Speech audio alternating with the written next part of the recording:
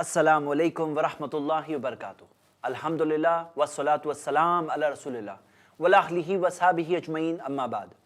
आखिरी सफ़र जनाजा training programme कि हम उस मरहले पर पहुँचे हैं जिसमें हम मैयत को लेकर कब्रिस्तान में पहुँचते हैं। जब मैयत को लेकर कब्रिस्तान में पहुँचते हैं तो वहाँ पर क्या करना है, क्या नहीं करना है, क्या सही है और क्या गलत है। बहुत से लोग अपने जोश और जज्बे के अंदर कई चीज़ें कर जाते हैं, लेकिन जो कुरान और हदीस की रोशनी में सही नहीं है। याद रखिएगा, हमारे लिए जो मिसाल है प्यारे नबी मोहम्मद सल्लल्लाहु अलैहि वसल्लम है। हम उनसे मोहब्बत करते हैं, उनकी पैरवी करते हैं। जो उनका रास्ता है बेहतरीन रास्ता है। जो उन्होंने किया, जो सहाबा इकराम ने किया, हम वो करेंगे तो यकीनन कामयाब हो जाएंगे। और जहाँ पर हम उस रास्ते से दूर हटते हैं वहाँ पे हमारे लिए दलाला है, गुमराही है। वहाँ पे हमसे नबी सल्लल्लाहु अलैहि वसल्लम नाराज़ होंगे क़यामत के दिन। और सुख़्क़न लिमन गय्यर बादी, सही बुखारी की हदीस है जिसमें आता है कि नबी सल्लल्लाहु अलैहि वसल्लम वो लोगों से नाराज़ हो जाएंगे जिन्होंने दीन में नई नई चीज़ें लाई और कहेंगे दूर हो जाओ, दूर हो जाओ ऐ वो लोगों जिन्होंने मेरे बाद दीन में नई चीज़ें लाई। हम इस मरहले के मुतालिक जो कुछ देखने वाले हैं वो 3 हिस्सों में मैंने बांटा है। सबसे पहले तदफीन से पहले क्या, दूसरा स्टेज तदफीन के दौरान क्या, और तीसरा स्टेज तदफीन के बाद क्या। जब हम जनाजा उठाकर कब्रिस्तान में पहुंचते हैं, सबसे पहली चीज याद रखिए, कब्रिस्तान में पहुंचने के बाद एक दुआ पढ़ना है जो प्यारे नबी मोहम्मद सल्लल्लाहु अलैहि वसल्लम ने हमें सिखाया। आयशा रदियल्लाहु अन्हा ने पूछा नबी सल्लल्लाहु अलैहि वसल्लम से कि हम क्या पढ़ें जब जाएं, तो अल्लाह के रसूल सल्लल्लाहु अलैहि वसल्लम ने फरमाया, अस्सलामु अला अहलि दियार, सलामती हो इस शहर, इस जगह, इस कब्रिस्तान के रहने वालों पर, मिनल मोमिनीन वल मुस्लिमीन, मोमिनों में से और मुसलमानों में से, वयरहमुल्लाहुल मुस्तक़दिमीन मिन्ना वल मुस्ताखिरीन, और अल्लाह ताला रहम करे उन पर जो हम में से पहले चले गए और उन पर जो बाद में आने वाले हैं। व इन्ना इंशाअल्लाहु बिकुम ललाहिकून, और यकीनन हम भी इंशाअल्लाह तुमसे मिलने वाले हैं, तुम में शामिल होने वाले हैं। ये दुआ कई अल्फाज के साथ साबित है। मैंने एक दुआ बताई जो सही मुस्लिम किताबुल जनाइज़ में है। दूसरी चीज़, जब जनाजा लेकर पहुंचे तो एक बात याद रखिए, और बहुत सारे लोग इसमें गफलत करते हैं। 3 ऐसे वक्त है, मैं हदीस आपको पहले बता चुका हूं, जिसमें अल्लाह के रसूल सल्लल्लाहु अलैहि वसल्लम ने मना किया कि हम नमाज पढ़े और नुक़ब्बिर फ़ीहिन्ना मौताना, या जिसमें हमारे मुर्दों को दफन किया जाए। और वो 3 वक्त कौन से है? जब सूरज तुलू हो रहा है, जब सूरज जवाल पे है, या सूरज गुरूब पर है। जब कब्रिस्तान में जाएं तो फौरन चेक कर लें कि कहीं तीनों में से कोई एक वक्त तो नहीं है। कई बार मैंने देखा है कि फजर की नमाज के बाद जनाजे की नमाज मस्जिदों में पढ़ी जाती है, फिर लोग निकलते हैं जनाजा लेकर और कब्रिस्तान में उस वक्त पर पहुंचते हैं जब सूरज तुलू हो रहा होता है, और लोगों को उस वक्त पर बहुत जल्दी होती है, बोले जल्दी जल्दी ख़त्म करो, जाना है। और उस चक्कर के अंदर ऐसा सामने होते देखा है मैंने कि लोग तुलू के वक्त पर ही दफन करते हैं, जो बिल्कुल ही गलत बात है। अगर तुलू का वक्त हो जाए थोड़ी देर रुक जाइए, उसके बाद दफन करिए। तदफीन के ताल्लुक से एक मसला वाज़े कर दूं जो सुनन इब्न माजा में सही सनद से हदीस है। प्यारे नबी मोहम्मद सल्लल्लाहु अलैहि वसल्लम ने फरमाया, ला तदफिनु मौताकुम बिल्लैल इल्ला अन तुदतर्रु, अपने मरने वालों को रात में दफन मत करो सिवाय ये कि तब मजबूरी हो तो। और एक हदीस जो इब्न माजा में ही है हसन सनद से, उसमें आता है अन्ना रसूलुल्लाह सल्लल्लाहु अलैहि वसल्लम अदखल रजुलन क़ब्रहु लैलन व असरज फी क़ब्रिही, नबी सल्लल्लाहु अलैहि वसल्लम ने रात में ही एक शख्स को दफन किया और चिराग जलाया गया था। हम ये देखते हैं मेरे भाइयों मेरी बहनें, उस ज़माने में होता ये था कि अगर रात में किसी को दफन करना है तो बहुत सारे लोग नहीं आएंगे, क्योंकि रात में लोग सो जाते थे, आराम करते थे। लेकिन हम क्या देखते हैं कि आजकल शहरों का माहौल ख़ास तौर से ऐसा हो गया है कि ज़्यादा लोग रात में मिलते हैं।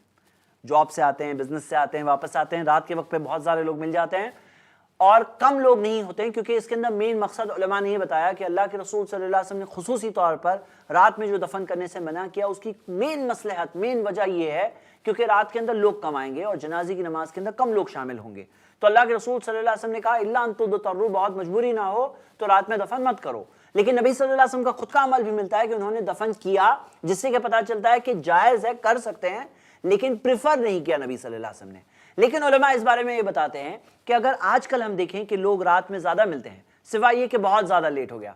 जैसे शहरों के ताल्लुक से मैं बताऊं कि अगर 2, ढाई, 3 बजे अगर दफन करना है तो फिर लोग नहीं आएंगे। लेकिन उससे पहले का वक्त है, जैसे 9 बजे, 10 बजे, 11 बजे, तो रात में भी दफन कर सकते हैं, उसमें कोई मसला नहीं है।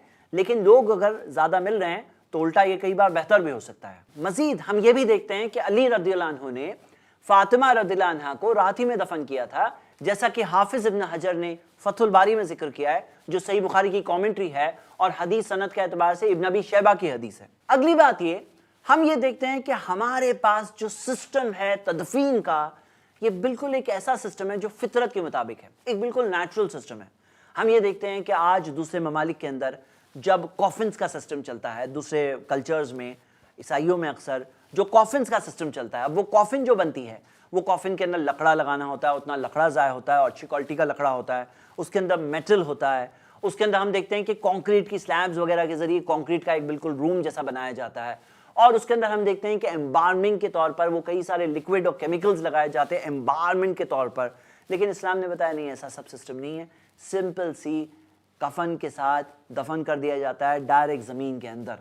اور ہم دیکھتے ہیں کہ آج یہ رزلٹ یہ ہوا ہے کہ مغربی ممالک کی بات ہے، خود مثال کے طور پر آپ دیکھیے یو کے کی رپورٹ ہے جو بی بی سی نے رپورٹ کیا تھا کہ 75% لوگ یو کے میں آج پسند کر رہے ہیں کہ ان کا کریمیشن ہو، ان کو جلایا جائے۔ کریمیشن کے اندر جو سینٹرز ہوتے ہیں کریمیشن کے، جس کے اندر جلایا جاتا ہے، تو جلا کر کے ختم کر دیا جائے، کیونکہ اس کا کاسٹ بہت کم ہوتا ہے دفن کرنے سے، کیونکہ دفن کرنے کے اندر یہ کافن خریدنی ہوگی، وہ جگہ کا رینٹ دینا ہوگا، اس کا پیسہ دینا پڑے گا، تو اس کے اندر بہت زیادہ کاسٹ ہوتا ہے، تو اس کے اندر لوگ پریفر کر رہے ہیں کہ کریمیٹ کیا جائے۔ کیوں؟ کیونکہ وہ سسٹم بہت کمپلیکیٹڈ ہے۔ لیکن اسلام نے جو سسٹم بتایا کہ لوگ زمین کے اندر دفن کیے جاتے ہیں، اور اس کے اندر ہم دیکھتے ہیں کہ ہم زمین سے بنے ہیں، ہم اسی مٹی سے بنے ہیں، اور اسی مٹی میں ہمیں واپس جانا ہے۔ آئیے اب ہم دیکھتے ہیں قبروں کی قسمیں۔ قبروں میں دو ٹائپ کی قبریں ہوتی ہے، ایک ہے جسے شق کہتے ہیں اور دوسری ہے جسے لحد کہتے ہیں۔ امام نووی رحمہ اللہ صحیح مسلم کی کامنٹری میں بتاتے ہیں کہ دونوں ٹائپ کی قبروں کے تعلق سے پورا اجماع ہے، اتفاق ہے علماء میں کہ دونوں ٹائپ کی قبریں ہو سکتی ہیں۔ دونوں میں فرق کیا ہے چلیے میں آپ کو بتاتا ہوں۔ شق کے اندر بالکل سیدھی سیدھی قبر ہوتی ہے، بالکل سیدھی سیدھی، لیکن لحد کے اندر ایسا معاملہ ہوتا ہے کہ ایل شیپ کی قبر ہوتی ہے، مطلب سیدھا کرنے کے بعد نیچے کی طرف قبلہ رخ ایک جیسے چیمبر بنایا جاتا ہے، اور جو میت ہوتی ہے اسے اس چیز میں اس جانب قبلہ رخ اندر ڈالا جاتا ہے، اور پیچھے سے اینٹ کی دیوار جیسی بنائی جاتی ہے۔ دونوں میں ایک بہت بڑا فرق یہ ہے کہ لحد کے اندر جب ہم مٹی ڈالتے ہیں تو مٹی ڈائریکٹ میت کے اوپر نہیں گرتی ہے، بلکہ بازو کی زمین پر گرتی ہے۔ میت کہاں ہے؟ اس زمین کے بازو کی طرف ہے، جیسا کہ آپ اس ڈائیگرام میں دیکھ سکتے ہیں۔ لحد جیسا کہ آپ دیکھ سکتے ہیں دیوار میں سے کاٹی جاتی ہے، اور دیوار میں سے کاٹ کر کے قبلہ رخ کی طرف ہوتی ہے، ایک پوری اتنی جگہ ہوتی ہے جتنا کہ ایک میت کو اندر داخل کیا جا سکے۔ لحد کے اندر معاملہ یہ ہے کہ وہ زمین جسے کاٹ کر کے لحد کو نکالنا ہے، ظاہر سی بات ہے وہ بہت کڑک زمین ہونی چاہیے۔ اللہ کے رسول محمد صلی اللہ علیہ وسلم نے فرمایا، جو حدیث ابن ماجہ میں صحیح سند سے ہے، اللحد لنا والشق لغیرنا، لحد ہمارے لیے ہے، شق ہمارے علاوہ دوسروں کے لیے ہے۔ اسے علماء نے یہ بتایا ہے کہ لحد ہمارے لیے سے مراد یہ ہے کہ وہ علاقے کے لوگوں کے لیے، ویسے ٹائپ کی زمین میں رہنے والے لوگوں کے لیے، کیونکہ ہم دیکھتے ہیں کہیں کہیں زمین جیسے نرم ہوتی ہے۔ میں بامبے کی مثال بتا سکتا ہوں کہ یہاں پہ جو زمین ہے وہ نرم ہوتی ہے، اگر کاٹیں گے تو اندر اور زمین گر جائے گی، لیکن کہیں کہیں زمین ہوتی ہے جو بہت کڑک ہوتی ہے اور بہت ہارڈ ہوتی ہے، تو وہ ہارڈ کے اندر دیوار میں سے کاٹ کر کے وہ حصہ بنانا، لحد بنانا ممکن ہوتا ہے۔ شق کے اندر معاملہ یہ ہے کہ شق کے اندر میت کو اندر رکھا جاتا ہے قبلہ رخ، جو قبر کے اندر قبلہ رخ رکھا جاتا ہے، اور میت کا رخ بھی ہوتا ہے قبلہ کی طرف، اور شق کے اندر الگ الگ سسٹم الگ الگ جگہوں پر چلتے ہیں۔ مثال کے طور پر اکثر جگہوں پہ آپ یہ دیکھیں گے کہ کراس طور پر برقے یعنی کہ پلائی ووڈ یا لکڑے کے ٹکڑے لگائے جاتے ہیں، کہیں کہیں اسٹریٹ اور پیرلل ٹائپ کے لکڑے کے ٹکڑے لگائے جا سکتے ہیں، جیسے کہ آپ دیکھ رہے ہیں۔ اللہ کے رسول محمد صلی اللہ علیہ وسلم کا جب انتقال ہوا، ابن ماجہ میں ہمیں حدیث ملتی ہے، صحابہ کنفیوز تھے کہ لحد بنائے یا شق بنائے۔ انہوں نے استخارہ کیا اور استخارہ کر کے دونوں کھودنے والوں کو بلایا، اور ہوا یہ کہ لحد والا پہلے آ گیا، اسی وجہ سے نبی صلی اللہ علیہ وسلم کے لیے لحد کھودی گئی۔ اور ہم دیکھتے ہیں سعد بن ابی وقاص رضی اللہ عنہ نے ان کے انتقال سے پہلے کے وقت کی بات ہے، وصیت کی تھی، سنن نسائی میں حدیث ہے، انہوں نے فرمایا الہد لی لحدن، میرے لیے لحد کھودنا، وانصبوا علیہ نصبن، اور میرے لیے بھی دیوار بنانا، کما فعل برسول اللہ صلی اللہ علیہ وسلم، جیسا کہ نبی صلی اللہ علیہ وسلم کے لیے کیا گیا۔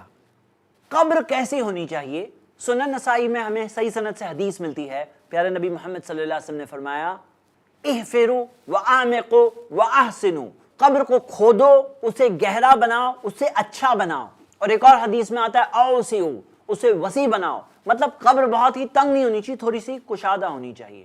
کیا ایک قبر میں ایک سے زیادہ باڈی بھی، ایک سے زیادہ میت کو بھی دفن کیا جا سکتا ہے؟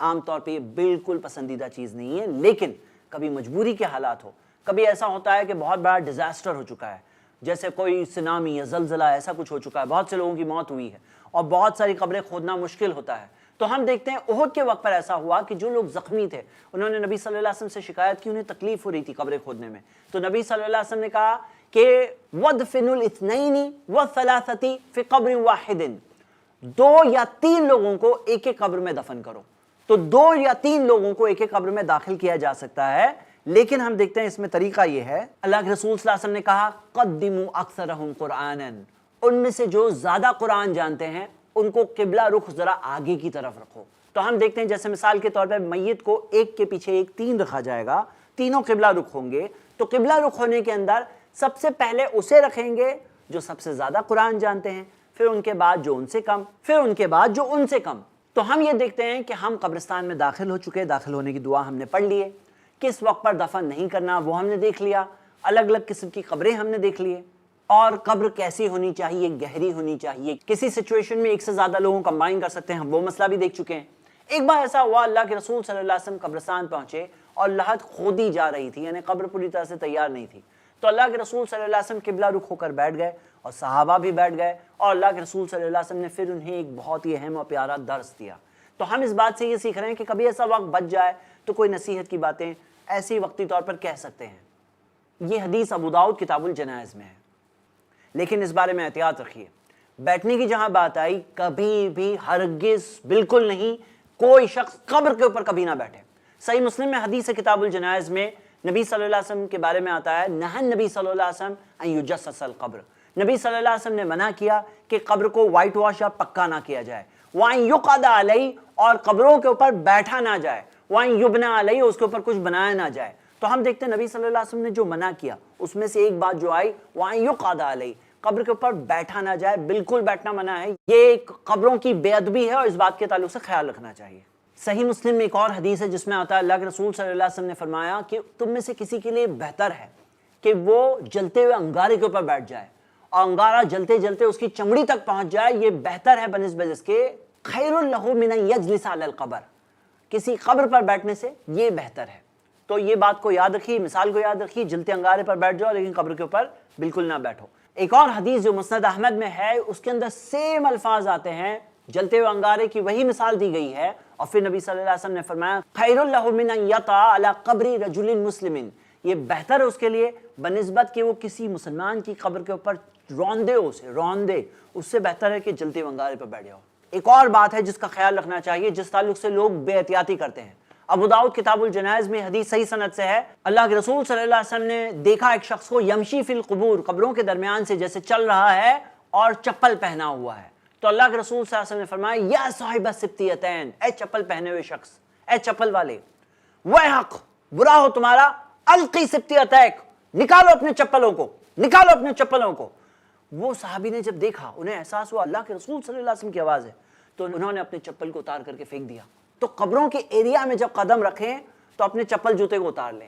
اکثر قبرستانوں میں دیکھا جاتا ہے کہ ایک چلنے کا راستہ ہوتا ہے، وہاں پر چپل جوتوں کے ساتھ چل سکتے ہیں، لیکن جب قبروں کے ایریا میں جائیں تو وہاں جانے سے پہلے اپنے چپل جوتوں کو اتار لیں۔ آئیے ہم دوسرے مرحلے کی طرف بڑھتے ہیں، وہ ہے میت کو دفن کرنا۔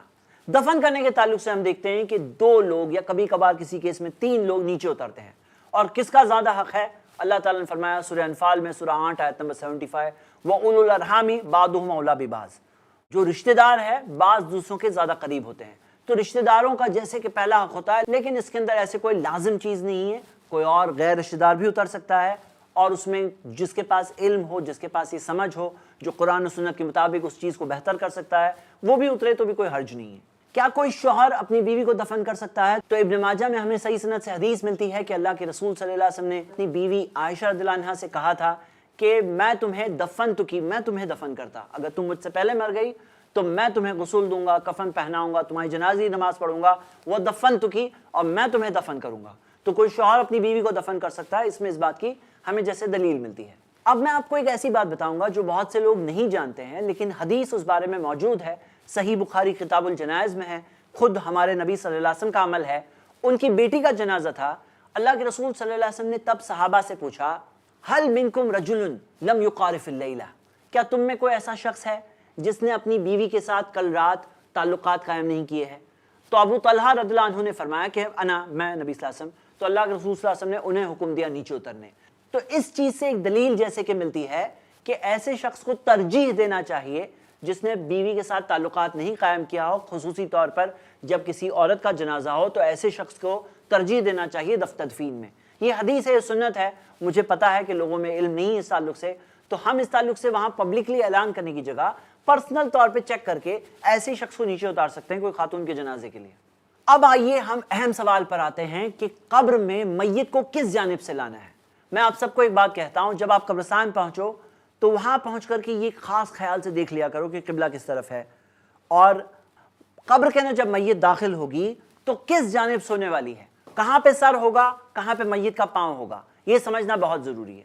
مثال کے طور پر آپ جب کسی قبر کو دیکھیں تو آپ دیکھ کر کے فوراً سمجھ سکتے ہیں کہ قبلہ کس جانب ہے، تو سر کس طرف آئے گا، کیونکہ میت اپنی رائٹ سائڈ، اپنی سیدھی جانب ہوگی۔ تو جب رائٹ سائڈ ہوگی، جب چہرہ قبلہ رخ ہوگا تو آپ کلیئرلی سمجھ سکتے ہیں کہ سر کہاں ہوا اور پاؤں کہاں ہوا۔ تو جاتے ہی ہم دیکھتے ہیں کہ وہاں جب قبرستان میں پہنچتے ہیں ہر آدمی ڈائریکٹر بن جاتا ہے، ہر آدمی اپنے حساب سے کہتا ہے ارے یہاں سے کرو، ایسے رکھو، یہاں سٹینڈ کو رکھو، یہاں سے لاؤ، وہاں سے لاؤ۔ اس سچویشن کے اندر اگر ہم پہلے سے ہی سمجھ چکے ہیں تو بہت آسانی ہوتی ہے، قبلہ کس طرف ہے، قبر میں میت کا سر کس طرف جائے گا اور میت کے پاؤں کس طرف جائیں گے۔ یہ دیکھنے کے بعد میں آپ کو حدیث بتاتا ہوں، ابو داؤد کتاب الجنائز میں ہے، عبداللہ بن یزید سے ملتا ہے کہ ایک جنازے میں ادخلہ القبر من قبل رجل القبر، انہوں نے قبر میں قبر کے پاؤں کے جانب سے داخل کیا اور فرمایا وقال هذا من السنہ، یہ سنت ہے، رجل القبر، قبر کے پاؤں کے جانب سے۔ اور پہلے اندر کیا جائے گا؟ بہقی میں ہمیں حدیث ملتی ہے، عن ابن عباس رضی اللہ عنہ، عبداللہ ابن عباس بیان کرتے ہیں، صلی رسول اللہ صلی اللہ علیہ وسلم من قبل راسہ، نبی صلی اللہ علیہ وسلم کو قبر میں داخل کیا گیا ان کے سر کی جانب سے۔ کنفیوز نہیں ہونا ہے، قبر کے پاؤں کی جانب سے، اور داخل اندر پہلے ہوگا تو میت کا سر پہلے داخل ہوگا۔ آپ سمجھ سکتے ہیں۔ کچھ لوگ یہ کہتے ہیں کہ قبلہ رخ سے داخل کرو، قبلہ ہے، قبلے سے طرف داخل کرنا زیادہ بہتر ہے، لیکن علماء نے یہ فرمایا ہے کہ یہاں پہ حدیث میں جو الفاظ ہے ھذا من السنہ، یہ سنت میں سے ہے، تو سنت کو ترجیح ہے عقل پر۔ عقل میں بھلے ہی لگ رہا ہے ہاں قبلہ طرف سے اچھا ہے، لیکن حدیث میں ھذا من السنہ جو آیا ہے تو سنت پر چلنا ہمارے لیے زیادہ بہتر ہے۔ آپ کو یہ چیز کا علم ہے، آپ یہ چیز کسی کو بتا سکتے ہیں انشاءاللہ۔ اب میت کو قبر میں داخل ہوتے وقت کیا کہنا ہے؟ ترمذی اور ابن ماجہ میں صحیح سند سے حدیث ملتی ہے کہ ہمیں کہنا ہے بسم اللہ وعلی ملت رسول اللہ۔ ایک اور حدیث میں آتا ہے بسم اللہ وعلی سنت رسول اللہ۔ ایک اور حدیث میں آتا ہے بسم اللہ وباللہ علی ملت رسول اللہ، یا بسم اللہ وباللہ علی سنت رسول اللہ۔ میں نے چار چیزیں کہی، چار میں سے جو یاد آئے آپ کہہ سکتے ہیں، چاروں سنتوں سے ثابت ہے۔ بسم اللہ وباللہ، اللہ کے نام سے اور اللہ کی مدد سے، وعلی سنت رسول اللہ، اور نبی صلی اللہ علیہ وسلم کی سنت پر، ان کے طریقے پر، وعلی ملت رسول اللہ، یا وعلی ملت رسول اللہ، یا نبی صلی اللہ علیہ وسلم کی ملت پر۔ اب ہم دیکھتے ہیں کہ قبر کے اندر جو لوگ ہوتے ہیں بہت سارے الگ الگ عمل کرتے ہیں، لیکن میرے بھائی میری بہنیں، ہمیں نبی صلی اللہ علیہ وسلم کی چھوٹی سی چھوٹی ادا، صحابہ اکرام سے چھوٹی سی چھوٹی چیز ملتی ہے۔ ہمارا دین وہ دین ہے جو محفوظ دین ہے، اس کی کوئی ایک تعلیم بھی ایسی نہیں ہے جو چھوٹ گئی۔ یہ دین مکمل دین ہے، یہ اللہ کا چنا ہوا دین ہے، یہ وہ دین ہے صرف 1400 سال پہلے والوں کے لیے نہیں تھا، یہ آج کے لیے بھی ہے، آگے کے زمانے کے لیے بھی ہے، قیامت سے پہلے تک کے لیے ہے۔ تو ہم یہ دیکھتے ہیں کہ نبی صلی اللہ علیہ وسلم کی سنتوں سے جو ملا وہی ہمارے لیے کافی ہے۔ ہمارے معاشرے میں الگ الگ چیزیں لوگ کرتے ہیں جذبے کے ساتھ، مثال کے طور پر گھمیلا گھمایا جاتا ہے ایسے مرحلے پر، اور گھمیلے میں ہم دیکھتے ہیں کہ سب لوگ قل پڑھ کے ایک مٹی ڈالتے ہیں، لیکن پیارے نبی محمد صلی اللہ علیہ وسلم اور صحابہ اکرام کے زمانے میں ایسا کوئی گھمیلا نہیں گھمایا جاتا، ایسا ہمیں کوئی اس زمانے سے نہیں ملتا۔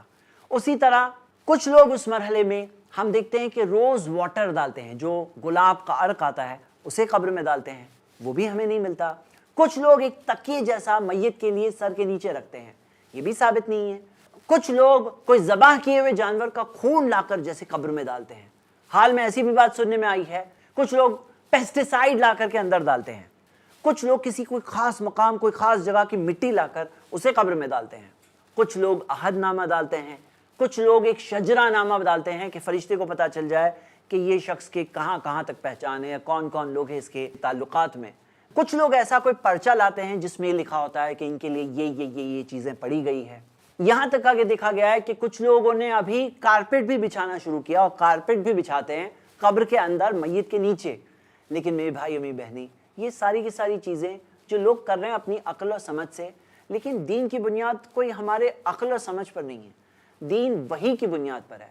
اور یہ محفوظ دین ہے جو قرآن اور حدیث میں ملے تو پورے جذبے سے کریں گے, لیکن کوئی ایسا عمل کریں گے جو قرآن اور حدیث میں نہیں ہے تو وہ اللہ کے پاس قبول نہیں ہونے والا.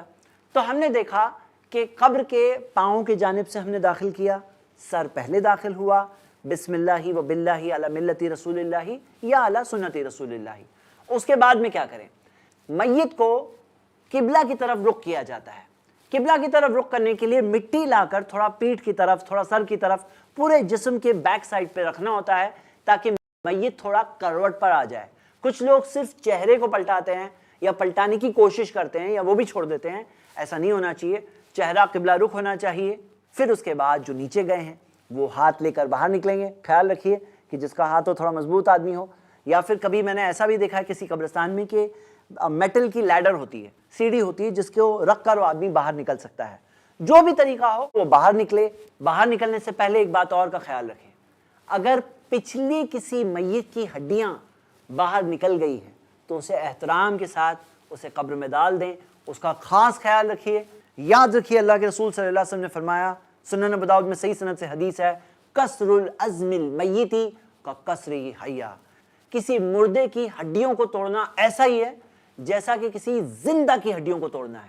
تو جیسے زندہ کسی کی ہڈیوں کو توڑنے کا ہم خیال رکھتے ہیں کہ نہیں توڑی جائے, اسی طرح کسی میت کی بھی ہڈیوں کو ہمیں نہیں توڑنا چاہیے. باہر نکلنے کے بعد اللہ کے رسول صلی اللہ علیہ وسلم کا ایک عمل ہے, قبلہ رخ کرنے کے بعد اس سے پہلے کہ برقع لگا کر باہر نکلیں ایک کام اور کرنا ہے, اور وہ یہ کہ وہ کپڑے کی ڈوری جو لگائی گئی تھی میت کے اوپر اسے کھولنا ہے. اور آپ کو یاد ہوگا کہ باندھتے ٹائپ پر ہم نے اسے ہاف لیس باندھا تھا, کیونکہ اگر ہاف لیس نہیں ہوگا تو وہ کھولنا دقت ہوگی. شیخ ابن عثیمین رحمہ اللہ نے عبداللہ ابن مسعود رضی اللہ عنہ سے قول کو ذکر کیا ہے, جہاں پہ انہوں نے بتایا کہ عبداللہ ابن مسعود رضی اللہ عنہ نے فرمایا کہ وہ ڈوری کو کھول دو.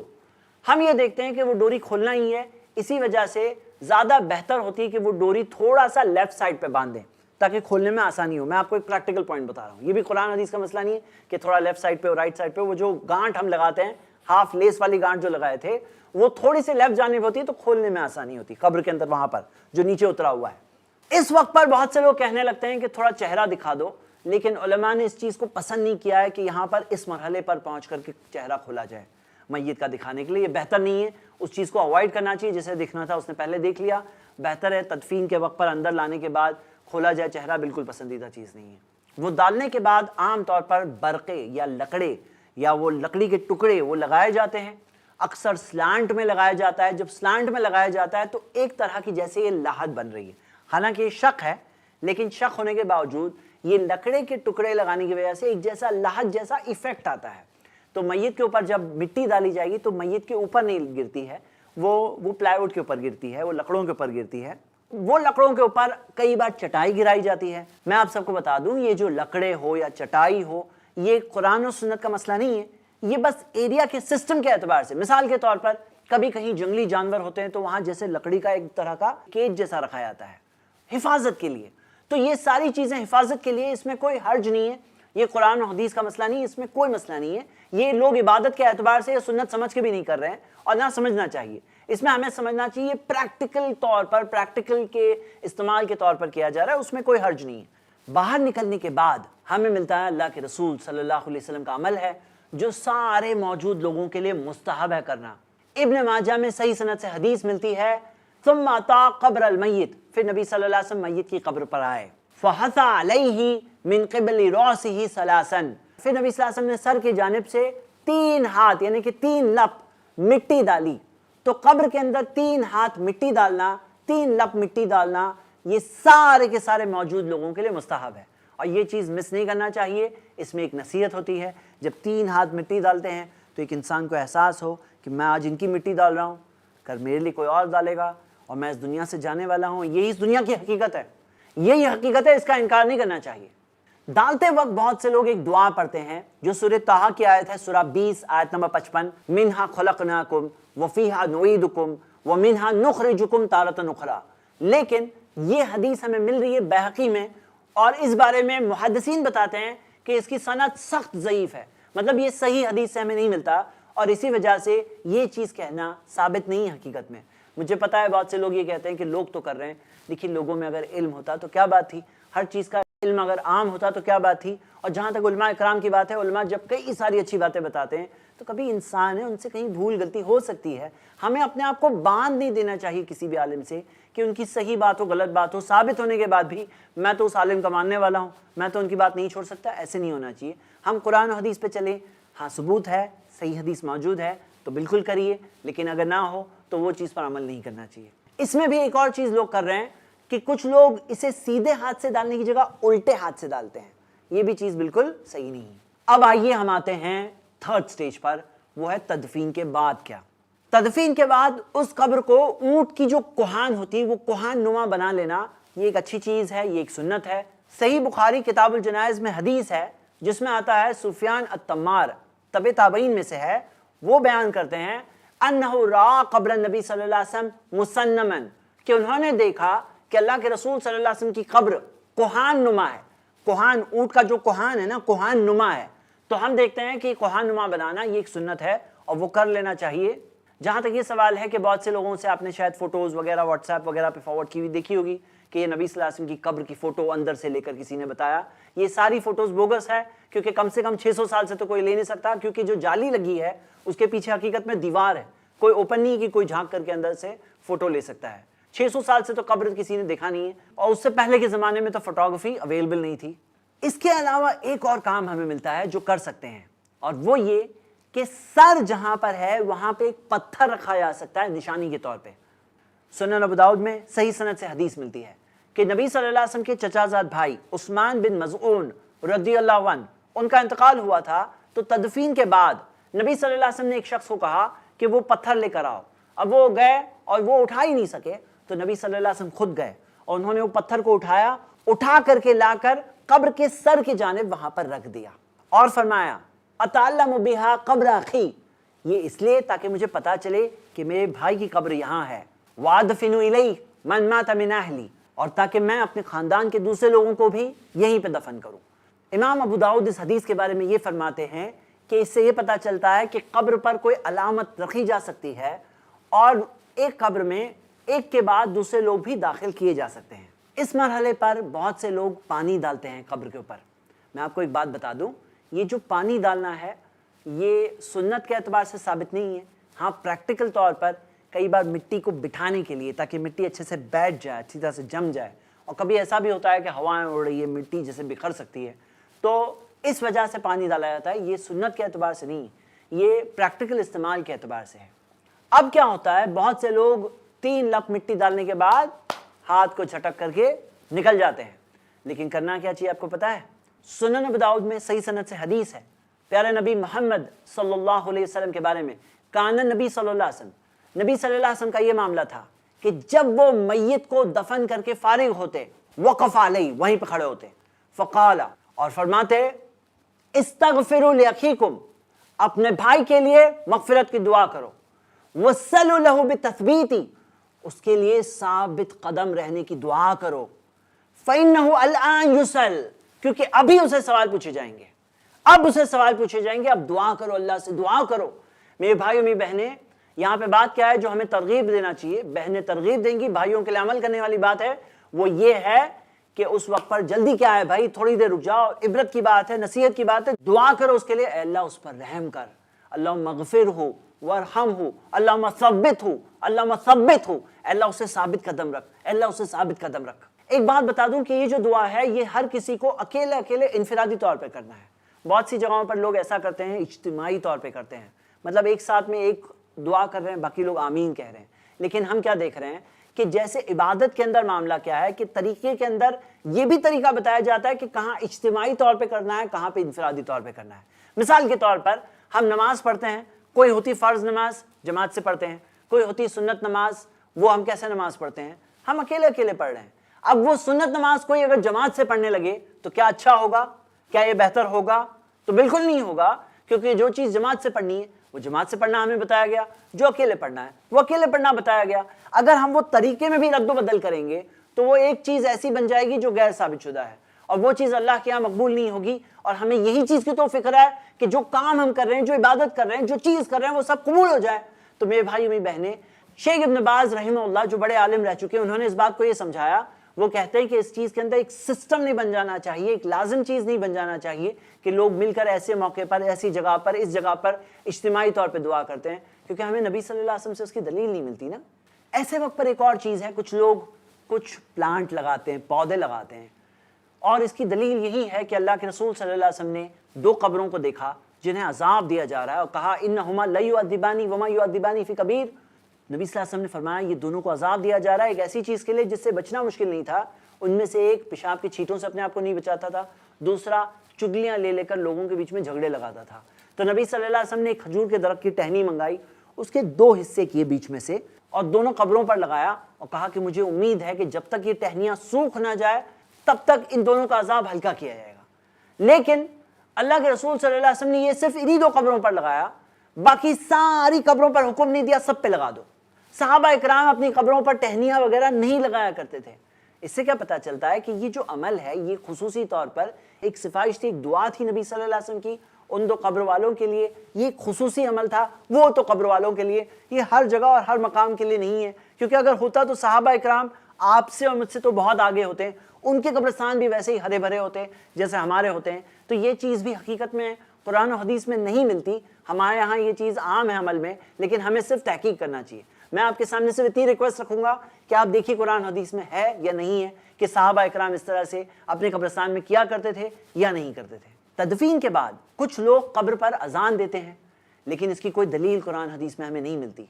کچھ لوگ وہاں پر تلقین کرتے ہیں، مرنے والے کو جیسے تلقین کرتے ہیں، کوئی ایسے ہوتے ہیں کہتے ہیں کہ پڑھو لا الہ الا اللہ، پڑھو محمد رسول اللہ، جواب دو یہ سوال کا، لیکن یہ قرآن و حدیث سے ہمیں نہیں ملتا۔ کچھ لوگ قبر کے سر کے جانب سورۃ الفاتحہ پڑھتے ہیں، پاؤں کے جانب سورہ بقرہ کی آخری دو آیتیں پڑھتے ہیں، لیکن یہ عمل بھی قرآن حدیث میں نہیں ہے۔ یہ ایسے عمل ہے جو لوگوں نے نکالے ہیں، ایجاد کیے ہیں، بعد کے زمانے والوں نے نکالا ہے۔ قرآن حدیث میں ہو تو ہم سب کریں گے، مل کر کریں گے، لیکن اگر نہیں ہے تو ویسے اعمال کرنے کی جگہ کیوں نہ ایسے کام کریں جو ثابت ہے، کیونکہ یہ سب کرنے میں جو اصل چیز ہے جس سے فائدہ ہوتا ہے کہ بھئی آپ دعا زیادہ کر لو، آپ دعا زیادہ دیر تک کرو، اسے اور زیادہ فائدہ ہوگا، آپ کرنا چاہتے ہیں یہ کریے، یہ اصل مدد کی چیز ہے جو آپ کر سکتے ہیں۔ اللہ سے دعا کریے، اللہ تعالیٰ دعا سننے والا ہے، اللہ تعالیٰ دعا قبول کرنے والا ہے، اللہ سے دعا کریں۔ کچھ لوگ خصوصی ایسے وقت پر قبر کے پاس آس پاس خصوصی طور پر صدقہ دیتے ہیں۔ صدقہ دینا اچھا کام ہے، اس میں کوئی شک نہیں، لیکن اگر آپ جگہ طے کریں گے اور وہ جگہ بتائیں گے تو وہ جگہ کی دلیل اگر قرآن حدیث میں ہے تو ایک اچھا کام ہے، اور اگر نہیں ہے تو نہیں ہے۔ میرے بھائی اور میری بہنیں، ہم نے تینوں مرحلے دیکھیں، تدفین سے پہلے، اس کے دوران، اس کے بعد۔ آخر میں ہم اللہ تعالیٰ سے یہ دعا کرتے ہیں کہ اللہ ہم سب کو حسن خاتمہ پانے کی توفیق دے، ہم سب کو تیرے نبی محمد صلی اللہ علیہ وسلم کی سنتوں پر چلنے کی توفیق دے۔ اس کے بعد اگلی ایپیسوڈ میں ہم دیکھیں گے کہ تدفین کے بعد اب ہم میت کے لیے کیا کیا کر سکتے ہیں، کیا کیا چیزیں ثابت ہے اور کیا چیزیں کرنا ہمیں نہیں ملتا۔ اللہ سے دعا اللہ ہم سب کو دین کا علم حاصل کر کے اس پر چلنے کی توفیق دے۔ آمین وآخر الدعوانا ان الحمدللہ رب العالمین۔ الحمدللہ، اس سیریز کو چاند نور اینڈ فیملی نے اپنی والدہ نور جہاں بیگم کے صدقہ جاریہ کے لیے اسپانسر کیا ہے۔ آپ بھی ایسے ویڈیو یا سیریز کو اسپانسر کرنے کے لیے کال کریں 9588888826 پر۔